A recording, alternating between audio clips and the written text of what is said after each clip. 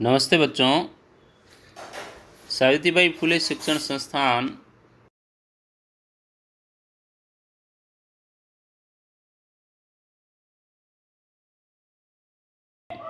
BEd first year में हम आज लर्निंग एंड टीचिंग सब्जेक्ट में अभिप्रेरणा मोटिवेशन के टॉपिक पर विस्तृत रूप से अध्ययन करने जा रहे हैं।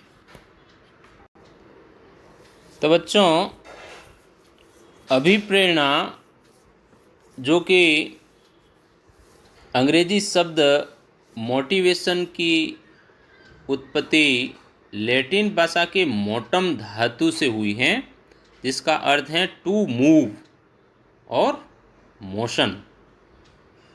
मनोवैज्ञानिक अर्थ में अगर इसको हम समझें तो अभिप्रेरणा से हमारा अभिप्राय होगा केवल आंतरिक उत्तेजनाओं से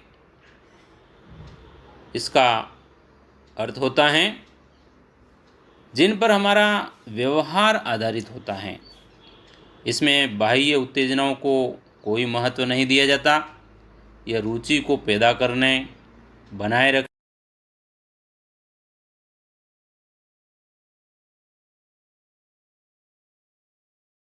स्किनर ने बहुत अच्छी बात कही है, बहुत अच्छी डेफिनेशन दी है कि अभिप्रेरणा अधिगम का सर्वोत्कृष्ट राजमार्ग है। कितनी अच्छी डेफिनेशन बच्चों दी है। गुड ने इसकी परिभाषा दी है कि क्रिया को उत्तेजित करने, जारी रखने और नियंत्रित रखने की प्रक्रिया को अभिप्रेरणा कहते हैं। वुडवर्थ ने कहा है कि प्रेरणा जो होती है व्यक्ति की वह दशा है जो उसे निश्चित उद्देश्यों की प्राप्ति के लिए निश्चित व्यवहार करने के लिए उत्तेजित करती है। तो बच्चों, हमने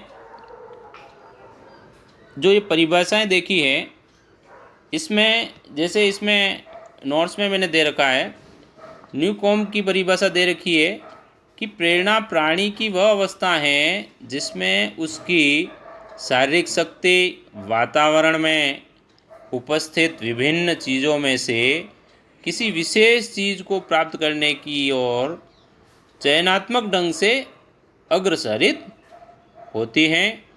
मार्गर और किंग ने भी बहुत अच्छी बात बताई है कि प्रेरणा एक सामान्य शब्द है। यह प्राणी की भीतरी अवस्था, व्यवहार एवं उस लक्ष्य की ओर इंगित करता है जिस ओर उसका व्यवहार निर्देशित होता है।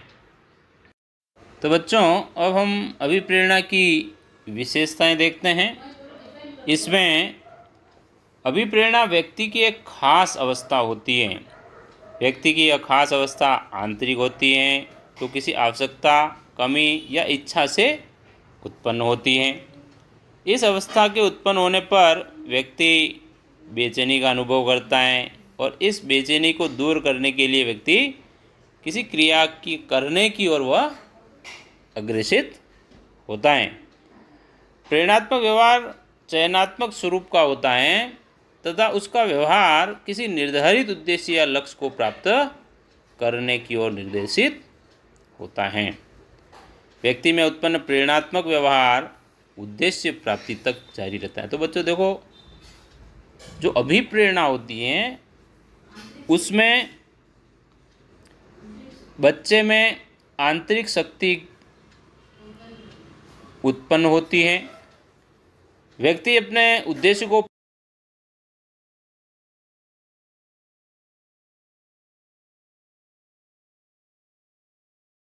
उसमें बेचैनी की अवस्था में कमी आती रहती है, यानी कि वो अपने आप को रिलैक्स करता हुआ महसूस करता है और धीरे धीरे उसमें यह अवस्था समाप्त हो जाती है और उसके व्यवहार में पूर्ण रूप से कॉन्फिडेंस आ जाता है। तो ये बच्चों अभिप्रेरणा की विशेषताएं हैं। तो बच्चों, अभिप्रेरणा जो होती है वो हमें इच्छाओं और प्रेरकों को स्पष्ट समझने के लिए आवश्यक हैं। यानी कि जब हमें किसी वस्तु की आवश्यकता होती है तो हमारे अंदर एक इच्छा उत्पन्न होती है।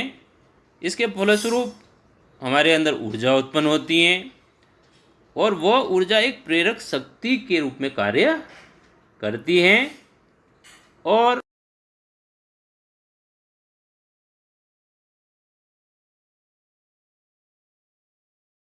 उस कार्य को करने के लिए बहुत ही उत्सुक हो जाते हैं। अब हम अभिप्रेरणा के लिए जो अन्य शब्द दे रखे हैं उनका भी इसमें भिन्न भिन्न अर्थ बताया गया है। जैसे प्रेरक, प्रेरक जो होता है यह प्रेरक के नाम से हम इसको जानते हैं। यह व्यक्ति के अंदर उपस्थित मनोशारीरिक दशा को किसी कार्य विशेष के प्रति हमको प्रेरित करता है, जिसमें भोजन या पानी की आवश्यकता, काम, निद्रा, किसी संकट से बचना, ज्ञान प्राप्त करना। उसके बाद में है प्रणोदन। प्रणोदन का संबंध शरीर की आवश्यकताओं से होता है। प्रत्येक मनुष्य की आवश्यकताएं उसे कार्य करने की प्रेरणा देती हैं। मनुष्य को भूख एवं प्यास लगना इसी के अंतर्गत आता है। उसके बाद आता है प्रोत्साहन। निश्चित वस्तुओं को प्राप्त करने के लिए प्रत्येक व्यक्ति प्रयत्न करता है और इस प्रयत्न के लिए उसको बाहरी वातावरण से जो अनुभव प्राप्त होता है, जो प्रोत्साहन मिलता है, यानी कि प्राणी की क्रिया को आकर्षित करने वाली और उसको प्रलोभन देने वाली वस्तु से जो उसको प्रोत्साहन मिलता है। जैसे भूखे व्यक्ति के लिए भोजन, प्यासे के लिए पानी, विद्यार्थी के लिए परीक्षा में ऊंचा स्थान प्राप्त करना और बेरोजगार के लिए नौकरी। तो ये सब चीज़ें इसमें आती। इसके अलावा भी इसमें जैसे उत्सुकता है, रुचि है, लक्ष्य है, ये भी इसको अभिप्रेरणा के ही अंग हैं। तो बच्चों, अब हम अभिप्रेरणा के प्रकार देखते हैं।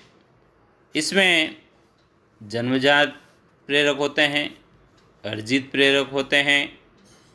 जन्मजात प्रेरक में शारीरिक प्रेरक हैं।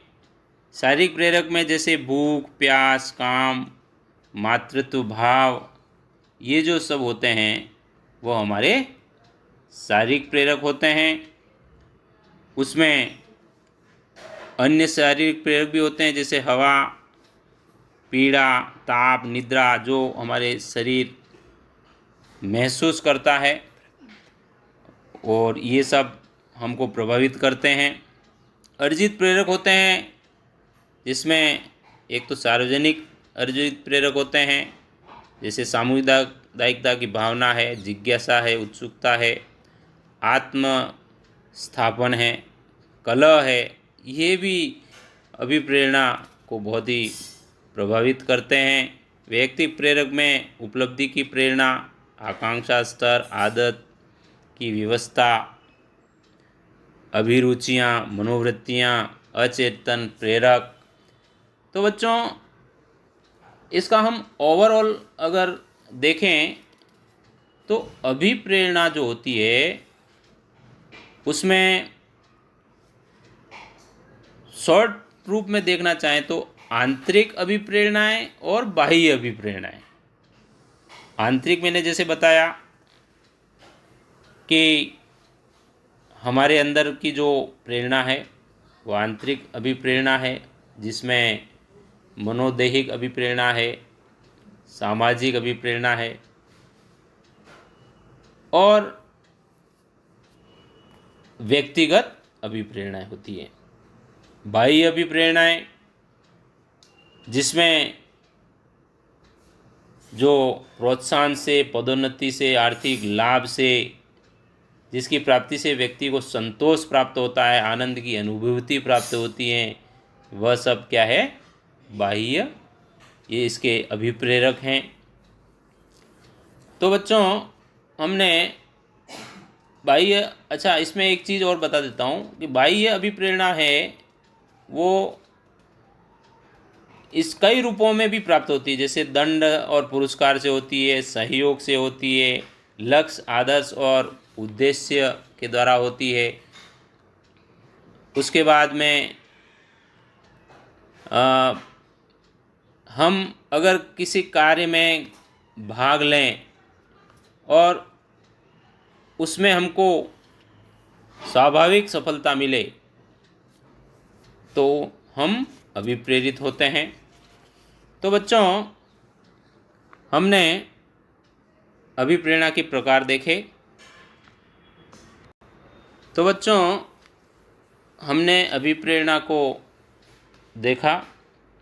सारांश रूप में हम ये कह सकते हैं कि प्रेरणा जो होती है वो व्यक्ति की आंतरिक अवस्था है, जिसके उत्पन्न होने पर वह बेचैनी का अनुभव करता है और इसे दूर करने के लिए एक विशेष प्रकार की क्रिया करता है। इस आंतरिक अवस्था की उत्पत्ति किसी न किसी प्रकार की आवश्यकता की कमी या इच्छा से होती है। तो इस प्रकार हमने अभिप्रेरणा